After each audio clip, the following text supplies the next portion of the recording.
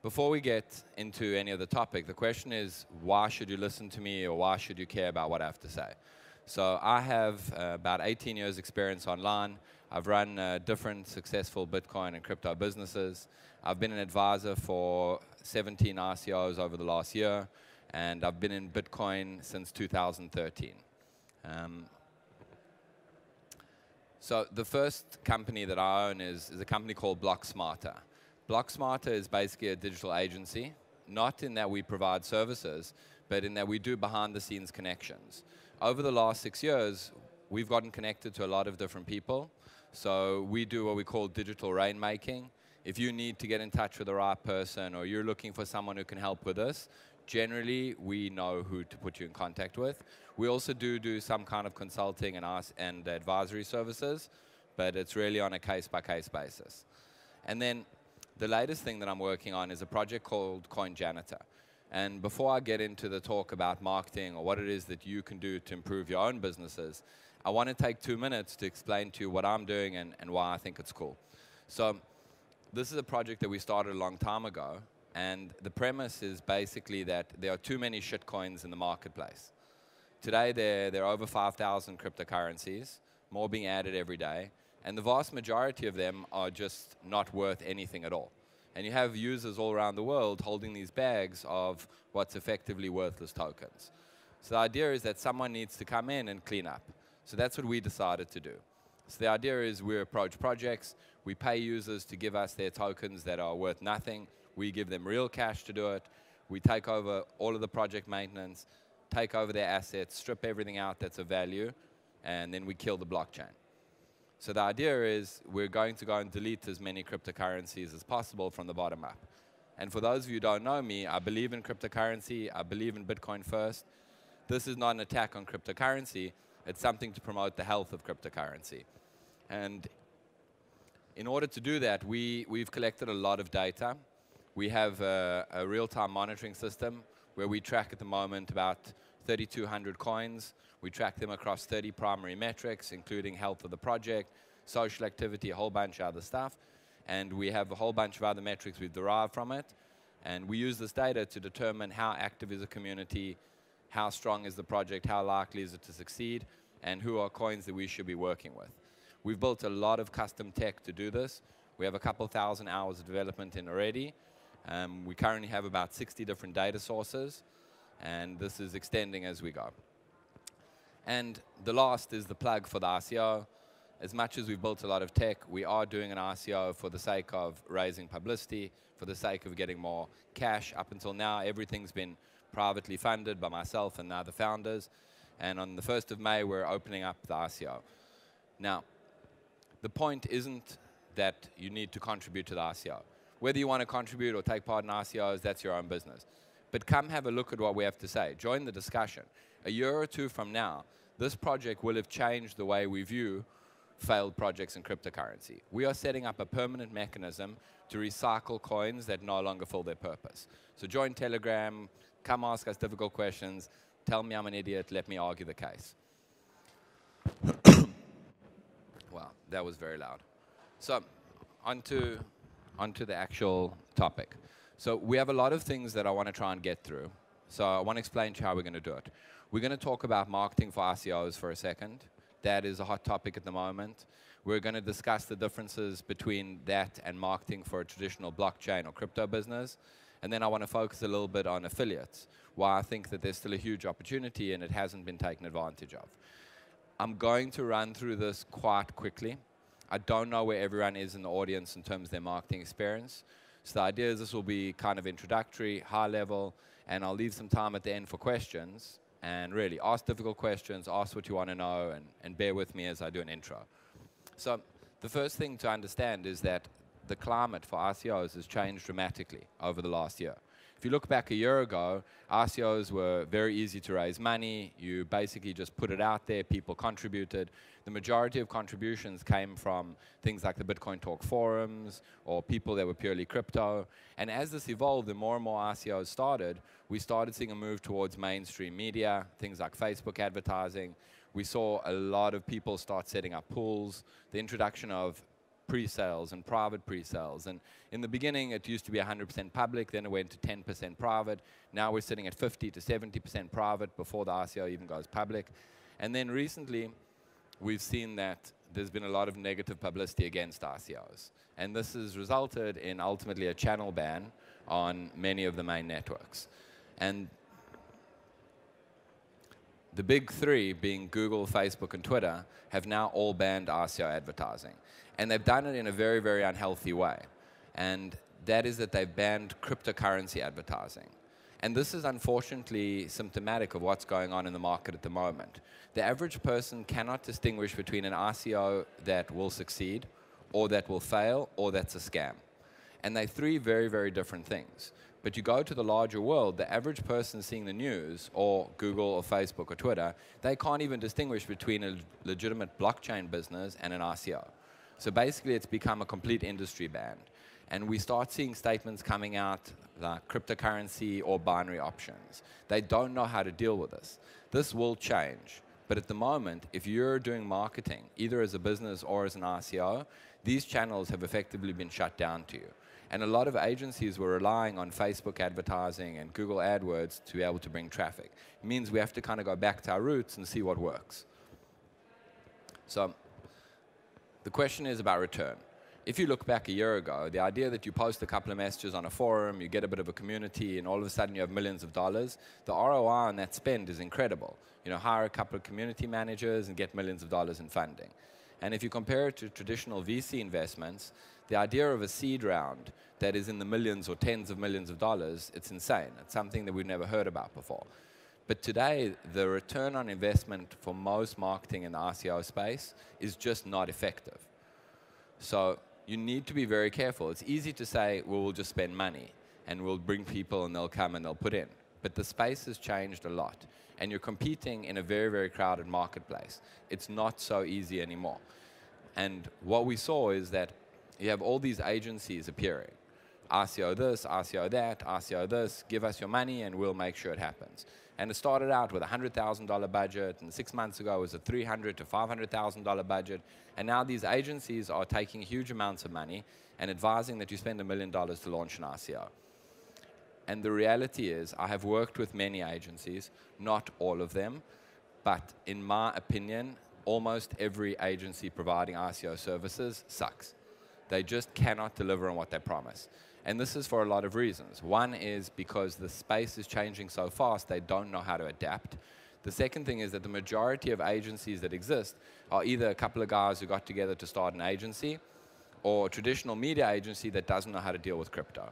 There are agencies that are good, but my 2 cents, if you're going to work with an outsourced agency, don't pick one agency to do everything. It doesn't work. Pick an agency that's good at social to manage your social. Pick an agency that's good at paid to deal with that.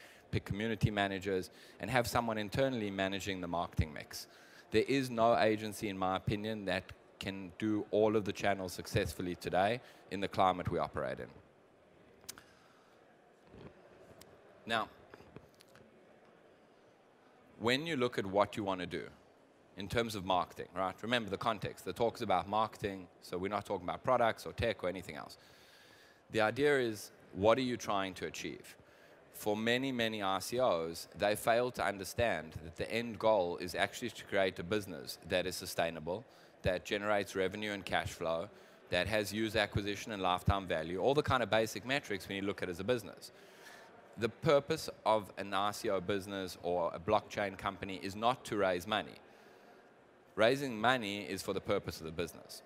So you need to look past just the ICO, and you need to engage in marketing that's actually going to build towards the health of your business. So in my opinion, there are three. A lot of this data comes out of ICOs we've worked with, out of marketing experience we have.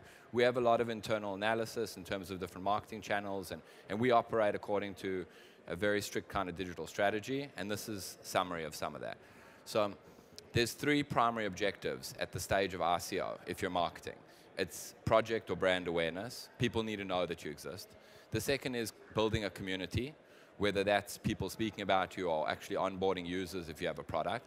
And the third is obviously raising money, what we can call direct contribution or direct acquisition. These three objectives are very different.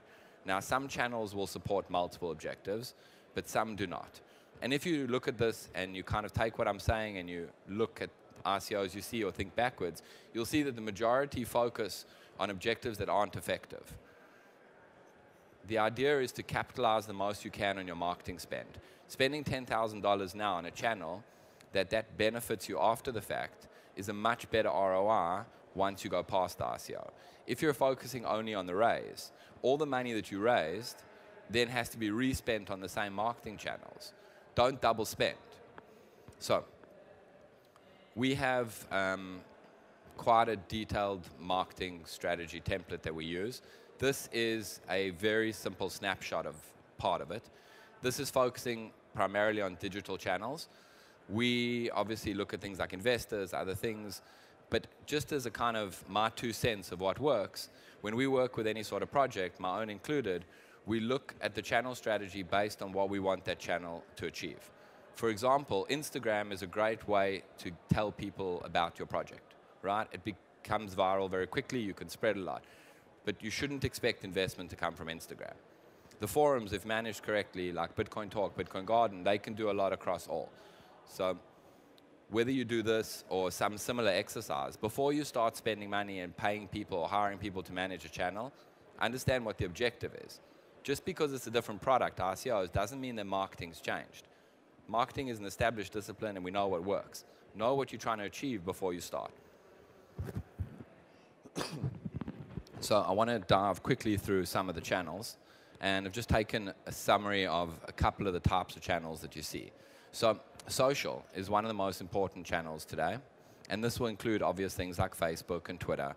And the question is, what is the objective of each channel? And what is the best way to interact with that community to achieve that objective? So if you have a look at social, the idea is about engagement. You want people responding. You want to be tagging people. You want conversation to be happening that spreads and creates more and more awareness and impressions for your project, right? It's a very quick platform. Community is different. Community, if you're looking at things, predominantly forums, Telegram, there are some other channels. The idea here is about sustained conversation. So this isn't about 140 or 280 character tweet. This is about people asking real questions, you answering them, engaging. And this has the potential, probably more than any other channel, to actually build a community. People who see you on Facebook or Twitter, they may join your community. But people who engage with you in a Telegram channel, or you answer questions back and forward on a forum, these are people who actually become users. They understand your product deeply, and they care more about it. Content. And you'll notice that I don't distinguish between video or written content. Obviously, when we're planning specific strategies, we do. But at the end of the day, the world we're in today, from a web perspective, is there's no difference. Video is written, written is video. People digest content in the way that suits them the most. And the idea with these channels is really about frequency. It's about the regular production of fresh content. And one of the best things you can do is actually put yourself out there. As a business owner or as a product, you know, speak about you and what you're doing and let it be a real person, not just ICO reviewers kind of coming and talking about it. And questions are a great way to adapt and be agile in terms of your marketing strategy as you grow. See what people are asking. For example, just to plug mine as well, we noticed we had a messaging problem on the website. We kept getting the same questions. People clearly didn't understand part of our economic theory. So we deployed a new version last night with a new section explaining it. Exposure. This is where a lot of agencies are focusing and where a lot of ICOs go. This is primarily press releases, paid placements, big articles on things like the Next Web, ICO listing sites, you know, put us in the calendar, give us a top banner. These are important, but they generally don't work. Okay? Now, that's quite a bold statement, but I'm telling you that they generally don't work from an ROI perspective. So the aim is to get as many places as you can, and it does cost money. And the more places you are, the more your credibility increases. For most projects, ICO Bench, ICO Holder, these type of sites serve as checkpoints for customers. If they look and you aren't on those sites, or you've been rated badly, they won't take part. But that's not where they're going to learn about your project for the most part. So you'll get some traffic, but you aren't going to get high levels of contribution from an ICO listing site. At least that's my experience. Okay, so to try to wrap up this section for a sec, 3 kind of tips that I've noticed that systemically RCOs get wrong. The first is retention. Retention is the name of the game. Whether you like it or not, once the RCO ends and the hype is finished and you stop spending hundreds of thousands of dollars on PR, you actually have to have a business that engages with customers. So focusing on that in the beginning and understanding that you need to build systems that interact with your customers is actually super important. We're going to see a shift in agencies providing post-RCO services over the next year, and that's great and it sounds cool, but forget post-RCO and just think customer loyalty. The next thing is to cross-pollinate.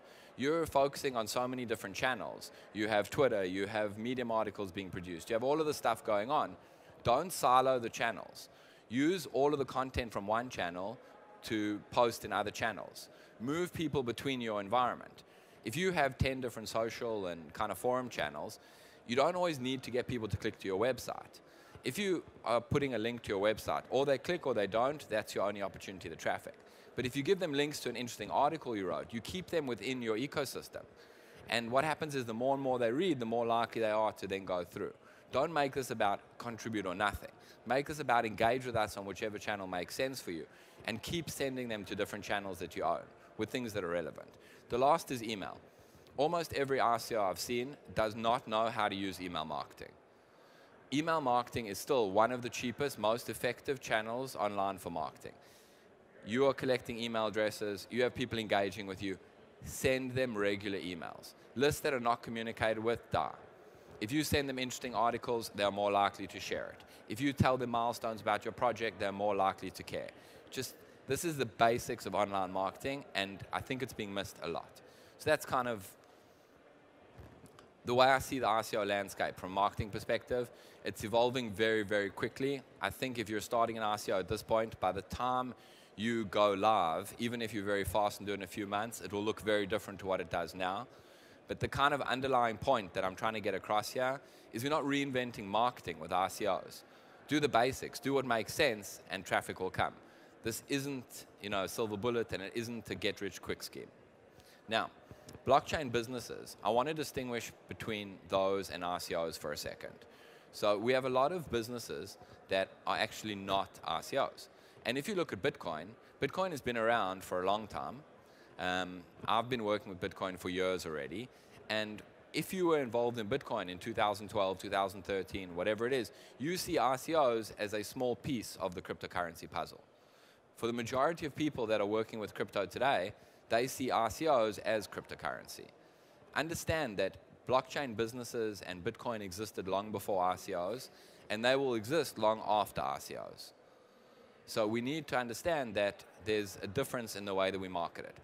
Some RCOs will go on to become successful blockchain businesses, some won't. But at the end of the day, when you're talking about marketing for a business, all of this high-level exposure stuff, it isn't really interesting. You're not trying to go quickly to market, shoot a whole bunch of shotgun stuff out, see what sticks and raise millions of dollars. You're talking about sustaining a venture that delivers, that brings customers, that earns, And if you're going to copy RCO marketing as a blockchain business, it's a very, very effective way of killing your business very quickly.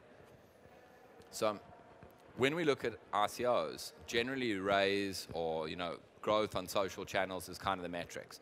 But when you're looking at a traditional blockchain business, the metrics are basic. It's user adoption. What is our acquisition rate? What are our conversion rates? What are our rates of churn?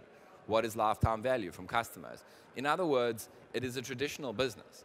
There is no difference between a crypto business, a blockchain business, a Bitcoin business, and any other online or offline business.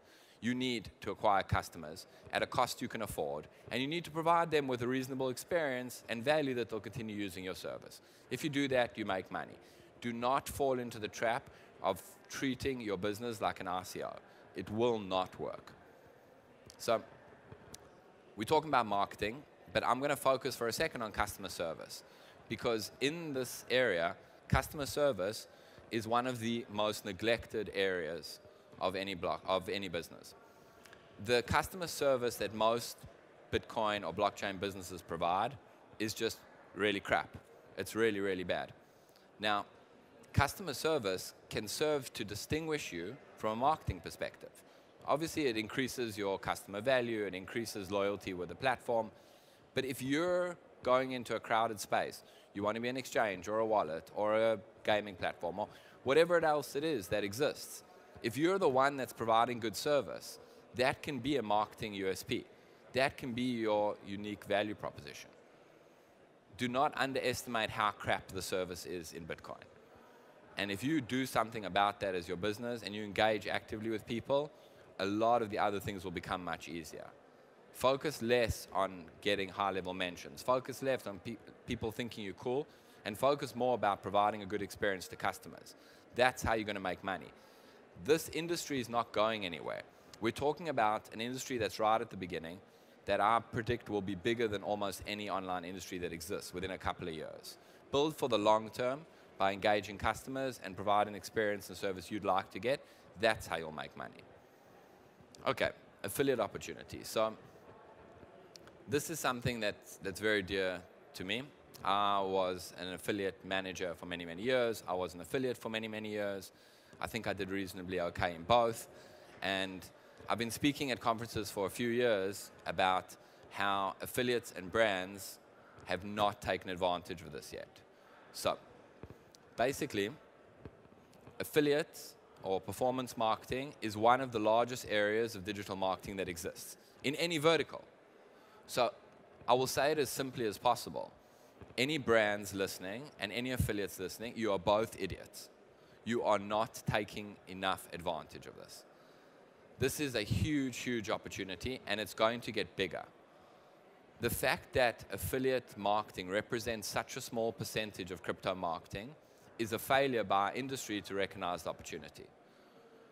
If you're thinking about this, you could recognize before other people, and you could make a lot of money as a result. So,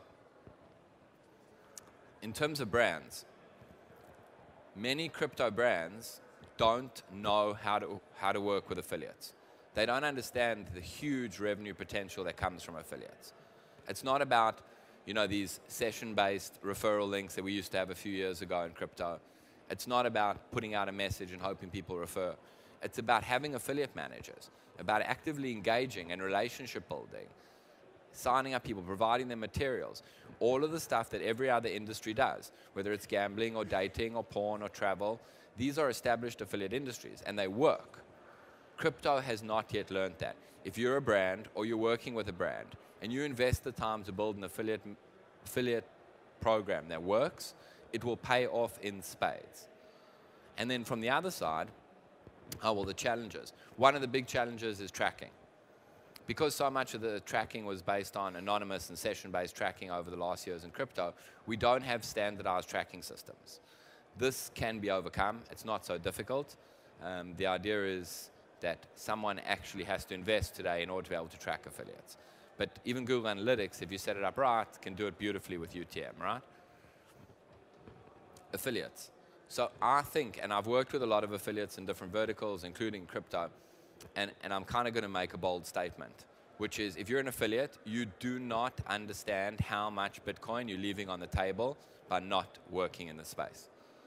There are so many areas that are coming. If you think about the internet, right? When we were talking about pets.com and all of this kind of, beginning and Yahoo and whatever it is, no one would have realized how big VPNs would be. VPNs are one of the largest affiliate industries. The idea of, social media management, the idea of hosting. Look how big all these supporting services are. The same thing is going to happen here.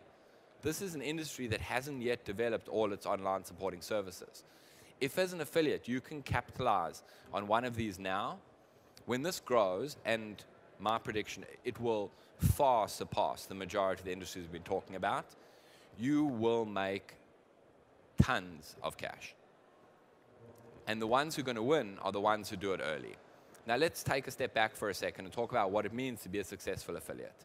So primarily I would say that it comes down to two things, assuming you're willing to work hard, right? The first is you have to market and build your business in a way that works for you. You can't copy someone else. This is probably the biggest mistakes I see affiliates make. Trying to copy what another successful affiliate does will not work.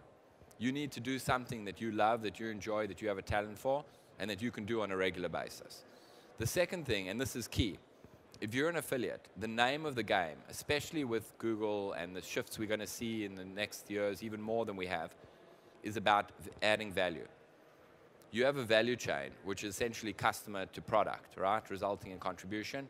You need to find a way to insert yourself there that adds value to the experience. It's not just about conversion. It's not just about uplift. It's about adding something to the user they wouldn't have had if they'd onboarded through a normal channel. And anyone who's familiar with gaming, one of the classic examples is Poker Strategy. Became one of the biggest affiliates in the world by having a forum where they taught people how to play. Reviews was something we saw like 7, 8 years ago, all these TripAdvisor and Amazon reviews. But add value. Give them something that the website isn't giving. Do something unique and build a community around it and let the industry grow and ride the wave all the way home. So, challenges we have here. First is fear. Crypto is volatile. Yeah, it's super volatile. But you know what? So many other problems that are worse than just the volatility. I worked as an affiliate in the space. I earn in Bitcoin. I'm doing okay. Forget about stupidity. Earn some Bitcoin. Education. You don't need to be an expert. You don't have to understand how like these deeply technical things work or what these stocks are or confidential timestamps. Just have an understanding of how the technology works, and especially from a user experience perspective. And lastly is the verticals. We have an interesting challenge in that no one knows what verticals are going to exist. So there's obvious stuff like you can do Bitcoin travel, right? But the majority of the money that's going to come is going to come from industries that don't yet exist. So how do you take advantage of an industry that doesn't exist yet if you don't know what it is? That's kind of the catch-22 here. But if you can figure it out, I promise you there is a lot of money to be taken. So very simply, we are early. We are very, very, very early. Crypto is early, marketing in crypto is early, and the majority of people have a lot to learn. But it's not about having a silver bullet. It's not about going to some website and reading what the perfect strategy is. It's about being a little bit involved. That doesn't mean you have to spend 10 hours a day in Bitcoin talk, but understand what's happening from an industry perspective. Speak to a couple of people. Get a little bit in the game. And if you keep your eyes open and look for opportunities, they will become self-evident, and maybe in a year or two, you can buy me a drink. So that is me running through quite quickly. I've left a few minutes for questions, yes? Great. So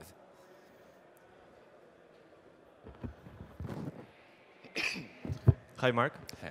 I'm Max. The question probably from the business, right? So it's slightly from the different direction. So as a business, right, I've never used any affiliation for B2C market. How, as a business, I would start this? So, I mean, I would think probably to hire affiliate manager and then probably to introduce them to professionals like you, to have a consultations that you help them to. What's your advice? How do I start? Yeah, so I think you're mostly right. Not every business is ready for it yet, and probably that affiliate manager in the beginning would do some other work as well in terms of community to justify the cost. But yeah, start working on it now and let that person start reaching out, and it'll be slow and manual, but put in place a tracking system and have them be, the official representative of affiliates for your company. Let them go out and speak to people and train them very, very well before they do. Yeah.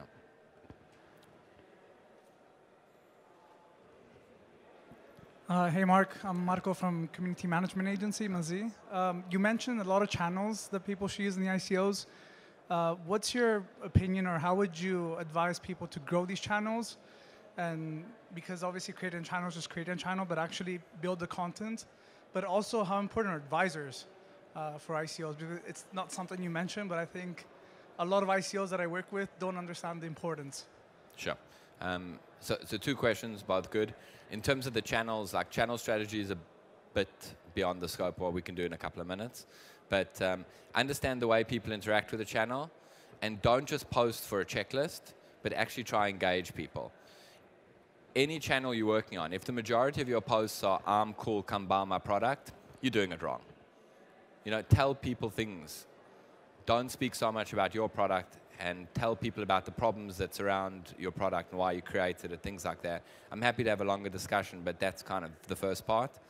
The second part in terms of advisors, so I think advisors are important. The nature of the role has changed dramatically over the last year.